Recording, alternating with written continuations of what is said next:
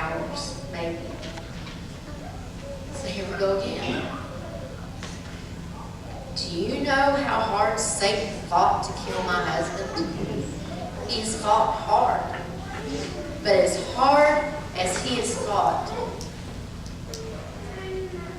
God fought that much harder. Amen.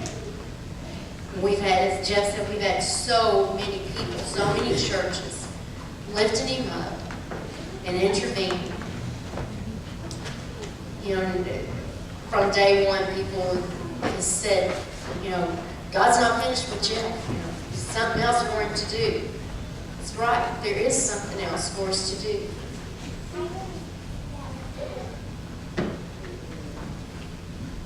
While we were at Vanderbilt, there was a lot of things that I was told that I didn't tell people. I might have told 3 or 4 at the most. I didn't tell my family, I didn't tell my parents, I didn't tell his brother. I lived in a world of negative. All around me was negative. There was people that were sick. You know, you get to visit with the other families and hear their stories. There was a lot going on. There was a lot of good. Don't get me wrong. There was a lot of good also, but there was a lot of negative. And I didn't want to call home all the time, call people and say, well, this is going on, this is going on. They've told me this. Yeah, you needed to know things. But I didn't need there to be so much negative thinking that there was no positive. I didn't want people to give up. That was one of my family meetings. I told them, I said, y'all, I feel like that y'all have given up on him. And they said, oh no, we haven't. Yeah, you have. I think you have. The doctors put a DNR on Jeff in December of 2011. And they said, can they do that? I don't know, but they did. They didn't ask me about it, they just did it. But they were supporting every major organ in his body. And they said, if anything happened at this point, there's nowhere to go.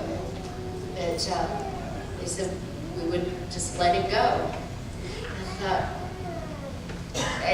okay, I'm not ready to let him go. On a Tuesday in December, they started out pretty good. They started dialysis and kept having trouble with him. His blood pressure basically just kept dropping and dropping.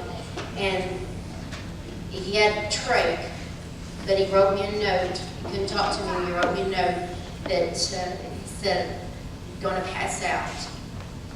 And when I said something to told whoever was in there, and then everybody just came. The room filled up again with doctors and nurses and everybody. And they got him off dialysis. And at that point, one of them pulled me aside and said, it's time to decide. He said, it's time to decide. He said, you've got to decide if you're going to keep doing dialysis, if you're going to keep doing wound care.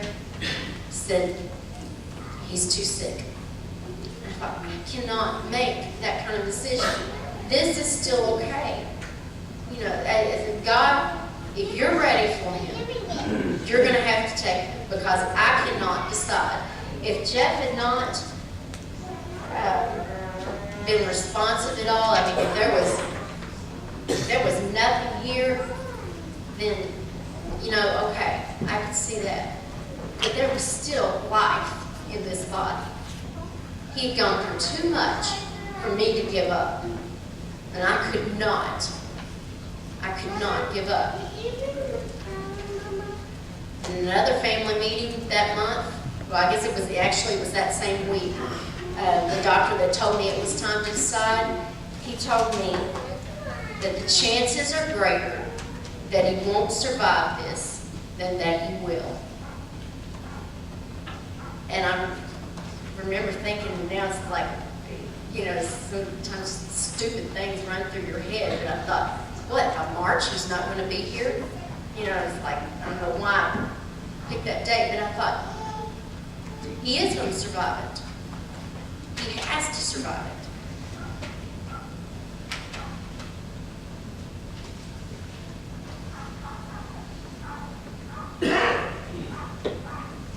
I've got so much.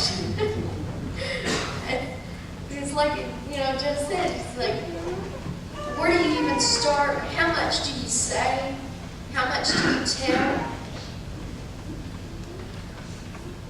He did once again.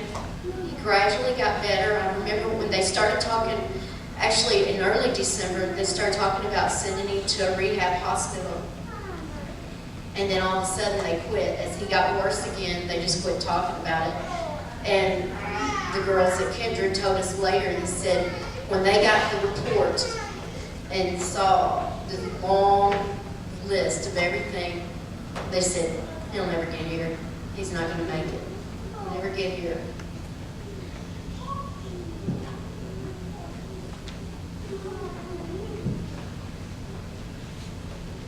Jeff and I have always lived our lives for God. We've always been people of faith and have trusted. But as I've already said, was I afraid? Sure was. Did I doubt? No, I knew somehow it was going to be okay.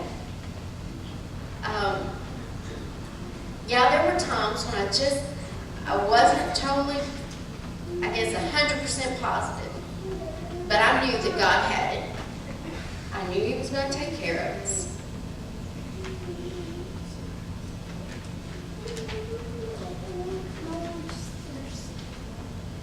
But through it all,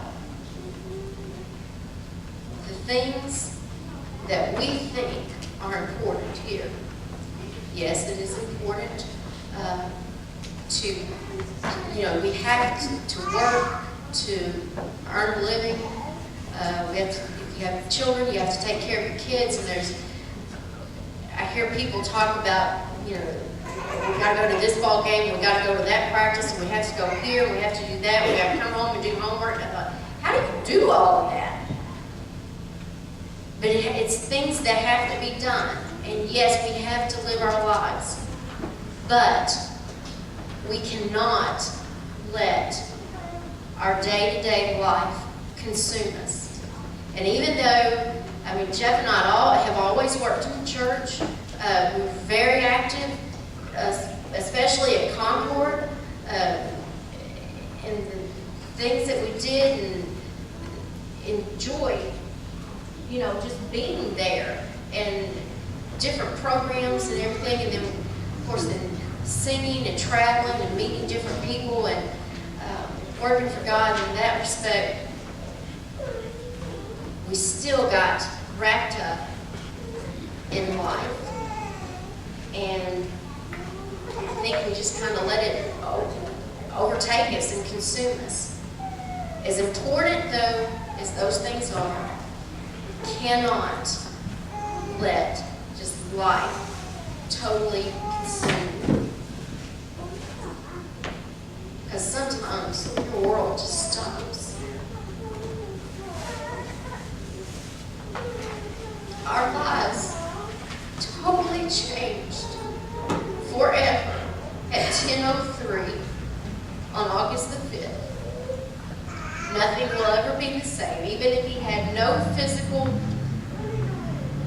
ailments, disability at all, there's still this that remembers. But you know what? We are so blessed. We are so thankful.